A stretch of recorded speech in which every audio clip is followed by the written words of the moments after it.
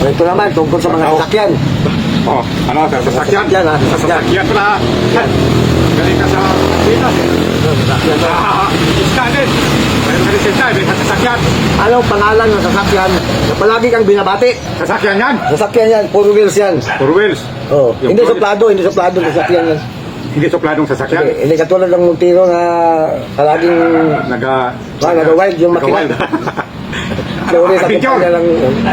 Mali. Mali. Hindi na suplado. Mali. Uli ka yung tanong, uli ka yung tanong. Tanong mo, bebe. Anong pangalan ng sasakyan na hindi siya suplado? Hindi mayabang, hindi suplado. Lagi kang binabate. Bansa. Mali. Mali. Tiga. Mali. Puro. Lahat ng pagiting ko, puro mali. Sirit ka. Malapit lang dyan. Sirit ka na, sirit. Oh, di ba mayroong kalibre? Kung hindi mo na nabanggit, malamang hindi mo natin nakita to. Hilux! Hilux!